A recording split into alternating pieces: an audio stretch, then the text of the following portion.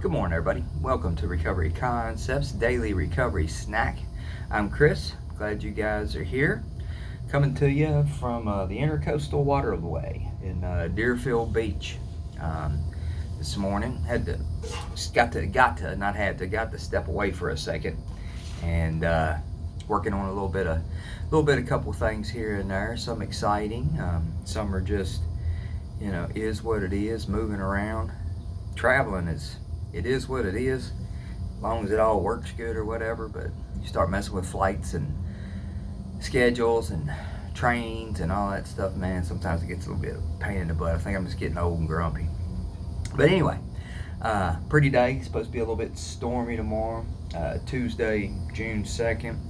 So excited. Going to try to get a few things done before it gets hot, because that's what happens down here in southern Florida in June. It's hot with a side of hotness and possibility of it being warm later. So try to move around quick before it gets up into there, and then I'll come back out about 8:30 tonight. We'll see. Let's dive in here and see what we got. June 2nd. Quote from Sarah Trimmer.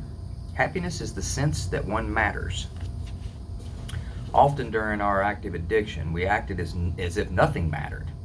We often treated people as they didn't matter unless they could be of some use to us. We acted if we didn't need others, because if we had alcohol or drugs, I gotta read that again. We acted as if we didn't need others because we had our alcohol and drugs. It's rough every once in a while, man, when you do recovery readings and they start telling your story. That's all I'll say about that. Slowly, we were choking off happiness. We didn't see that when we acted as if nothing matters, we were calling ourselves nothing, void of happiness, filled with doubts, fears, anger, and self-pity. We found our way into recovery. From the first day we entered, people have been telling us that we matter, to keep coming back. Over time, we found ourselves laughing with people instead of at people. We could see that things mattered and that we mattered. And we did this. We found happiness returning. As we did this, we found happiness returning. We smiled more, we laughed more, even at ourselves. We discovered that the world needs us. I have a place. Prayer for the day. Higher power, fill me with the happiness. Help me to smile, laugh, and see that I matter. Help me live a life of joy. Today's action. Today I will try to see if I can make someone who is down smile and realize that he or she matters. I got to go back up. We often treated people as if they didn't matter unless they could be of some use to us. We acted as if we didn't need others because we had our alcohol and drugs. Sorry, y'all, I had to revisit that one. I was a child of what's the point, for the longest time. I thought I had life figured out very early on, that I work hard, I play hard, and the minute you pay my electric bill, or you're doing something, like if I'm leveraged against you somehow or whatever, then I'll listen to you. But until then, kiss my ass, I'm doing it my way, I'll be doing it my way. My way was work hard, play hard. And I thought that was winning. I thought that I was winning.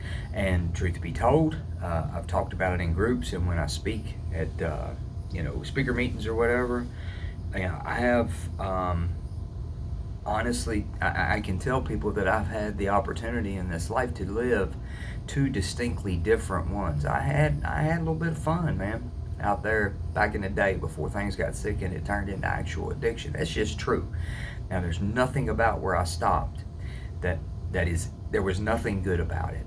That was hardcore medicinal addiction. The last 15 years anyway. God only knows, 15, 18 years. I really don't know. But I've had the distinct opportunity to live two vastly different lives. And, when I wasn't sick from addiction, in the early, a young adulthood, time frame or whatever, I was still sick with the isms. All the all the inabilities to cope with things, good or bad. If they were good, or I thought they were good, or I thought they were bad, they were all uncomfortable. Relationships were hard for me. You know, being vulnerable. If I thought I couldn't do something, I thought I looked like, I looked like I was stupid. I thought everybody was judging me. I don't know where I got all of it mixed up, but somewhere along the lines I got a lot of shit mixed up, and that's just the way it is. So, but, when I first came into early recovery, that right there, what happened when I was reading that first paragraph. Sorry, y'all, there's a boat. When I was reading that first paragraph, and I had to go back, and then I went back again and read those first 2 sentences. That's what happened to me when I started going to 12-step meetings. I walked into there, and there were people in those rooms that I did not know that were talking about my life. My life. The things that they were talking about, the actions people had done, the feelings that they had. They were speaking on me. Now, of course, they weren't, but they're, a lot of those individuals had just vast similarities with me in their story about how it used to be, what happened in the middle, and how they are now. I didn't know anything about this now stuff. I didn't know anything about the recovery stuff. I just knew about the active addiction and this brand new sobriety stuff, man, which I was not liking at the time because I had all the feelings and I hadn't processed everything. I hadn't done the step work yet or whatever. But I've come, and I don't know where I've got a lot of these ideas. They just popped up or whatever. But I had after I did a lot of the actions that I did, man, I got great disdain for me, man, embarrassment, shame, and stuff like that. But even in the beginning, before I had like bad secrets, so to say, I had a general dislike. For me, I just didn't think I stood up, man. I thought I was in trouble. I thought I was fake. I thought everybody knew it. And I walked around puffed up. Egomaniac with an inferiority complex.